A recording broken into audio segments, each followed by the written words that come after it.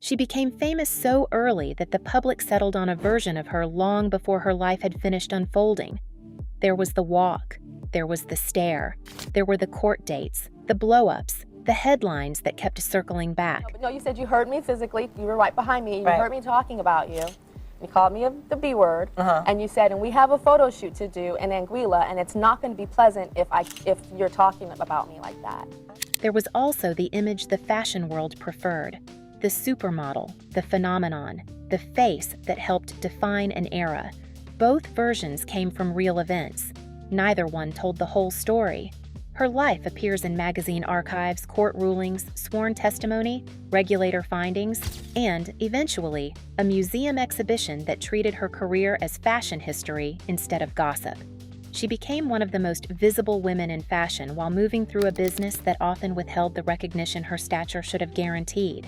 What happened to Naomi Campbell is a story about endurance inside systems that praised her while testing her at every stage. Naomi Campbell was born in London on May 22, 1970.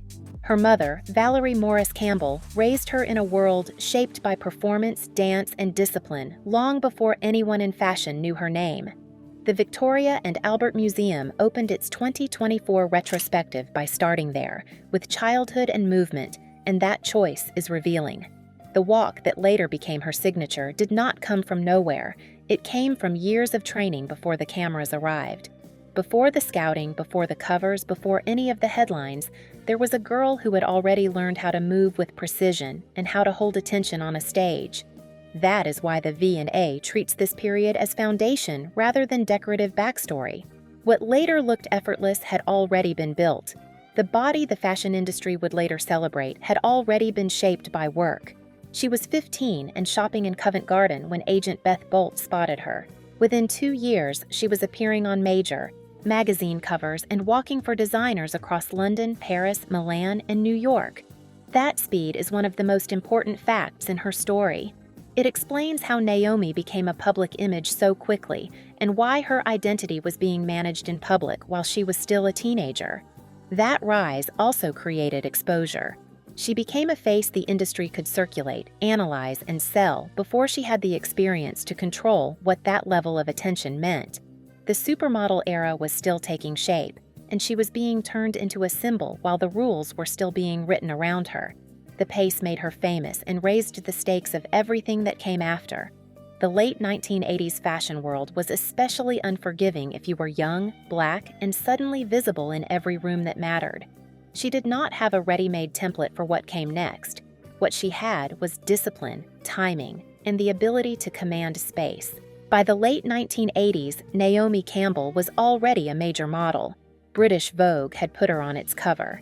She was walking for the houses that defined the era. Her face was familiar across the world's biggest fashion capitals. Yet one of the most powerful fashion magazines still had not given her its cover. In August 1988, she became the first black model to appear on the cover of French Vogue. The path to that milestone says as much as the milestone itself. A British Vogue review tied to the V&A exhibition states that Yves Saint Laurent threatened to pull his fashion house advertising unless the magazine put Campbell on the cover. The threat worked. The cover happened. It was a genuine breakthrough, but it was also evidence of the pressure it took to force an obvious decision. That is what gives the moment its edge. A model who had already proved herself at the highest level was still being denied access in one of fashion's most influential institutions. The issue was not talent. The issue was willingness. The door opened only when exclusion became expensive. That is not just a story about one cover. It is a story about a system that could celebrate a face while delaying what that face represented. By September 1991, she was on the cover of Time magazine, photographed in an Isaac Mizrahi design, as part of a feature that treated the supermodel era as a serious cultural and economic story. That cover was significant because it shows how visible she had become beyond the fashion pages. She was no longer only a model inside the business. She had become part of the wider public conversation about beauty, fame, money, and power. The late 1980s push against tokenism also belongs in this period.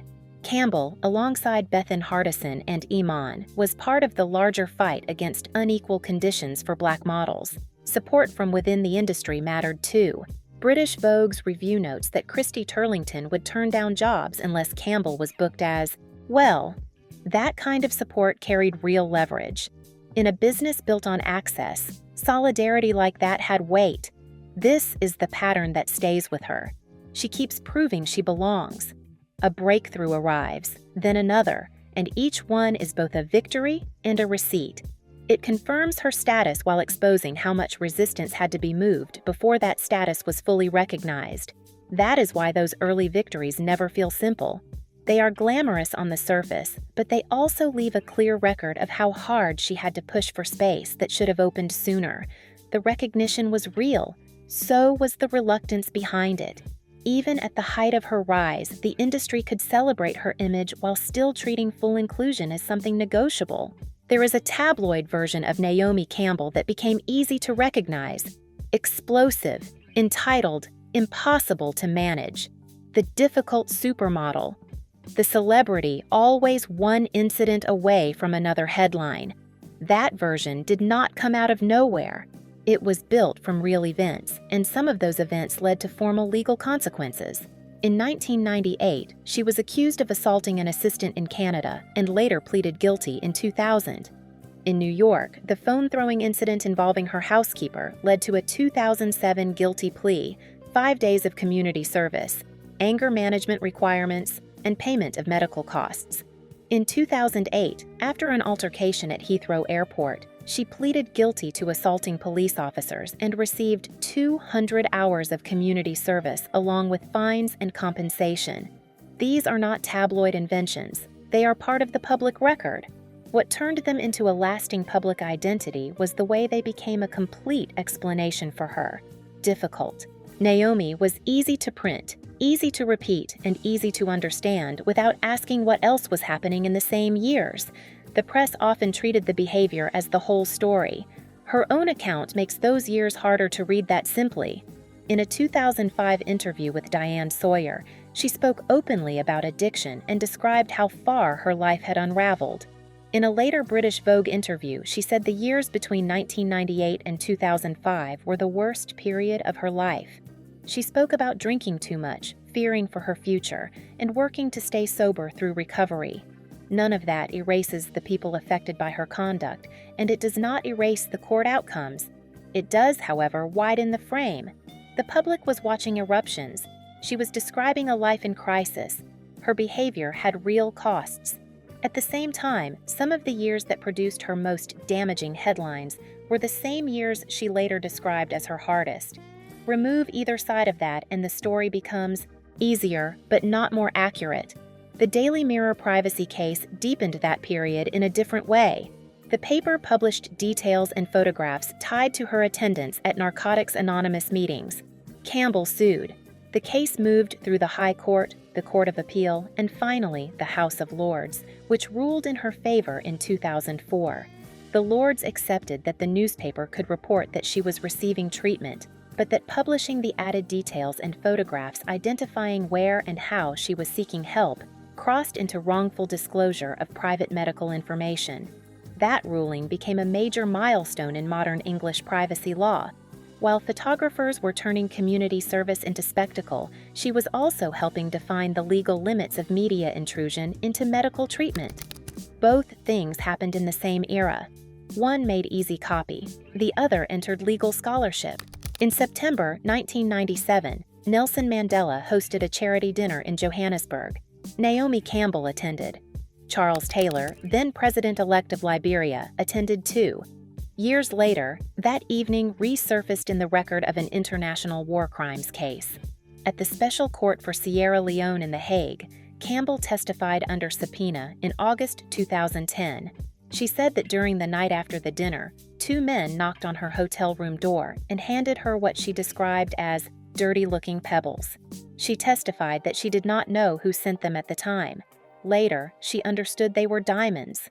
The next day, she said, she gave them to Jeremy Ratcliffe, who was associated with the Nelson Mandela Children's Fund because she wanted them used for something good. the first thing to keep clear is her legal position. She was a witness, not a defendant. She was not charged with any crime. The case itself was about Charles Taylor. Even so, her testimony became one of the most widely remembered parts of the proceedings because of who she was and because the setting was so unusual. A supermodel in an international tribunal is an image people remember long after they forget the narrower reason she was there. The record, however, was not neat. Her former agent, Carol White, gave evidence that conflicted with Campbell's account on key details, including whether the possibility of receiving diamonds had been discussed beforehand. Those contradictions remain part of the tribunal history. The most accurate way to handle this episode is also the narrowest. Campbell's role in it was real, documented, and highly visible, but still smaller than the tabloid shorthand made it sound. Sierra Leone's civil war had been financed in part through diamond control, and the Kimberley process did not come into effect until years later. In 1997, there was no simple public way to verify the origin of uncut stones handed over in a private setting. Campbell entered that room as a guest at a high-profile dinner. More than a decade later, she was in an international courtroom trying to explain an encounter she said she barely understood at the time. The facts are unusual enough without exaggeration. The episode stayed with her because it did not fit the usual shape of celebrity scandal. It was not a tabloid mess or a private dispute blown into public drama. It placed her inside an international legal record tied to something far more serious than the headlines people usually associate with fame. That is what made it feel heavier and stranger than the rest. In the spring of 2019, NARS announced that Naomi Campbell would front a new campaign. It was her first beauty campaign. That detail landed so hard because of everything that came before it. By then, she had been one of the most photographed women in the world for more than 30 years. She had appeared on the covers of the most influential fashion magazines on multiple continents. She had walked for nearly every major designer of the modern runway era. And still, in one of the most obvious commercial categories tied to beauty, that milestone had not happened until she was 48. The campaign read as an overdue correction. The issue was not whether she was recognizable, bankable, or iconic. She had been all three for decades. The issue was that different parts of the industry move at different speeds, and some barriers survive long after a person has already demolished the obvious ones. The sequence across her career is revealing. The French Vogue cover came in 1988 after Outside Pressure. The Time cover came in 1991. The first beauty campaign came in 2019. The V&A retrospective came in 2024. These are real milestones, but they are also late ones. By the time NARS announced her, she had already spent decades being described as one of the best at what she did. For a long time, the industry's response to that fact was praise without enough structural change. That is what makes the delay so revealing. It turns a glamorous announcement into evidence. It also shows that runway dominance did not automatically translate into the same treatment inside beauty branding, where different gatekeepers controlled a different kind of access. The campaign clarified something the runway had hidden for years. Fashion and beauty do not operate by exactly the same rules, and success in one lane does not automatically unlock the other.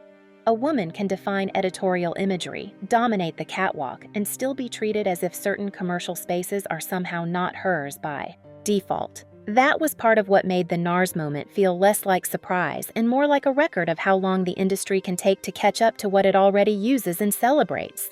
Campbell founded Fashion for Relief in 2005. The aim was humanitarian, raising money for people affected by crises around the world. For years, the organization operated through the kind of high-visibility events celebrity philanthropy knows well: runway shows, galas, public appearances, and the promise that spectacle could be put in service of relief.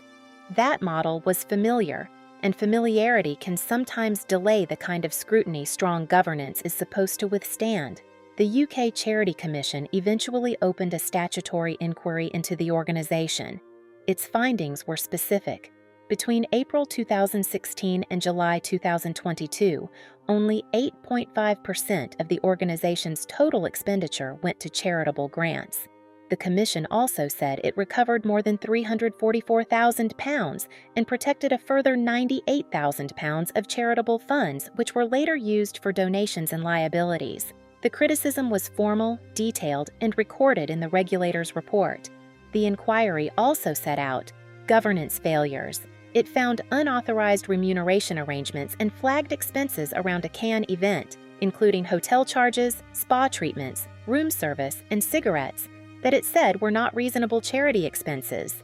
It also said trustees could not provide records showing that a donor had covered certain costs as claimed. The report further described a letter signed by Trustee A, identified in context as Campbell, that purported to authorize payment terms the trustees were not allowed to approve under the charity's own constitution. The charity was removed from the register on March 15, 2024. Disqualification orders followed. Campbell was barred from serving as a charity trustee for 5 years, while 2 co-trustees received longer bans. Reuters later reported that Campbell admitted failures in her role as a trustee while denying financial misconduct. Her spokesperson also said she had never received payment for her involvement and had not billed personal expenses to the organization. This part of her story is difficult because the record holds 2 things at once. The regulator's findings are real, and so is her position that she did not personally misuse charity funds. The deeper problem the inquiry exposed was structural. Fashion for Relief raised attention and money, but it did not build the kind of oversight that could survive close scrutiny. The report points to failures of governance, delegation, and accountability in an organization built heavily around public trust and personal brand. When an operation depends too much on image, the image can keep working long after the controls underneath it have started to fail. That is the real warning here. In June 2024, the Victoria and Albert Museum in London opened an exhibition called Naomi in Fashion. It ran through April 2025. The V&A described it as the first exhibition of its kind dedicated to a single model, looking at her career, her collaborations, her activism, and her cultural impact across roughly 4 decades. Around 100 key looks were included, tracing the arc of her public life from the beginning of her career to the present. Museums do not give that kind of space to someone they see as peripheral. The exhibition made clear how the institution understood her place in fashion history. It treated her as a craftsperson and a cultural figure whose career says something larger about the industry itself. By opening with childhood and dance training, the museum quietly corrected the public image that had followed her for years. It placed skill before spectacle. In a British Vogue essay tied to the exhibition, Campbell wrote that she could not imagine debuting the retrospective anywhere but London. She called the homecoming more than a little nerve-wracking. That word lands harder than a grander one would.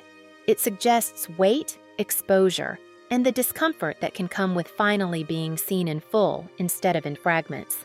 After the courtrooms, the headlines, the testimony, and the regulatory scrutiny, the institution was giving her a place in the permanent record. Her later years also included visible support for African fashion. Vogue, Women's Wear Daily, and The Guardian documented her involvement with Arise Fashion Week, including the 30 Under 30 competition created to spotlight emerging design talent. She walked the Arise runway herself in 2018. In Lagos, she spoke openly about African fashion rising and said "about time" was the phrase that best captured the moment. Coming from her, the words carried extra weight. Her own career had been shaped again and again by recognition that arrived later than it should have. There were also formal ambassador roles. Kenya's Ministry of Tourism announced her as a Magical Kenya International Ambassador in 2021. Reuters reported that same year that she had been named a global ambassador for the Queen's Commonwealth Trust, with a role focused on supporting young leaders and raising the profile of a fundraising campaign. These were specific public appointments. They help explain why later descriptions sometimes cast her in a more diplomatic light, even when the actual work was more concrete and more modest. And then there is motherhood. She announced the birth of a daughter in 2021 and a son in 2023. She kept the details private for years, then confirmed the following year that both children were born via surrogacy. "My babies are everything to me," she said. "Their names remain private. In a life shaped by visibility, that privacy carries real weight." It is a line she has held, and it may be the clearest sign of how much control she fought to reclaim. After decades of being interpreted by everyone else, she kept one part of her life firmly her own. For someone who spent so much of her life being watched, choosing what stays unseen may be one of the clearest statements she has made. That choice fits the later shape of her life.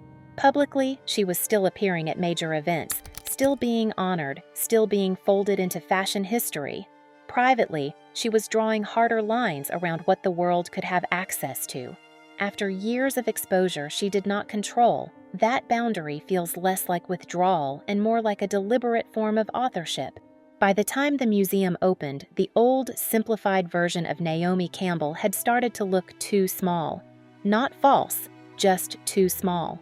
The longer her career lasted, the harder it became to force everything into the old categories of icon, scandal, diva, or cautionary tale. A short career can be pinned to one era or one set of headlines. A long one leaves too much behind for that. Longevity changed everything. Fashion is built on replacement, but Campbell did not disappear into nostalgia. She remained visible across generations of editors, designers, photographers, and audiences who were not even there for the beginning. Over time, that made the earlier years look different. It also makes the diva label look thinner over time. Once the record stretches across decades, the label has to stand beside everything else. The work, the lawsuits, the guilty pleas, the privacy victory, the tribunal testimony, the delayed recognitions, the institutional honors, and the private choices. None of that excuses the harm in the legal incidents. None of it turns contradiction into innocence. What it does is force a wider reading. It becomes harder to pretend one set of headlines can explain a life this fully documented. That is the real reason the easy version started to weaken. Time kept adding facts. The museum displayed around 100 of her looks. The courts recorded the guilty pleas. The House of Lords preserved the privacy ruling. A war crimes tribunal preserved the diamond testimony. A UK regulator documented the failures of fashion for relief. 2 children remain outside the public record, except on the terms she chose. Put all of that together, and the life that emerges is both larger and more exact than the versions people tend to remember. The milestones are real. The scandals are real. The legal record is real. None of those facts cancel any of the others. That is what makes her story so hard to flatten. The fashion world preferred the barrier breaker and the icon. The tabloids preferred the temper, the spectacle, and the familiar diva storyline. Both sides had facts to work with. Both also reduced the woman at the center of them. The fuller record points to something more difficult and more honest. Naomi Campbell spent decades fighting variations of the same. Battle in different rooms, access without ease, praise without full inclusion, visibility without privacy. Even some of the biggest victories in her career arrived late enough to reveal the resistance still built into the system around her. That is why the delayed milestones still matter. The French Vogue cover took outside leverage. The beauty campaign arrived after decades of obvious eligibility. The museum finally did, in official form, what much of the industry had benefited from without fully acknowledging. It placed her work in history. The longer her career lasted, the less convincing the easy version became. A short career can be trapped inside a headline.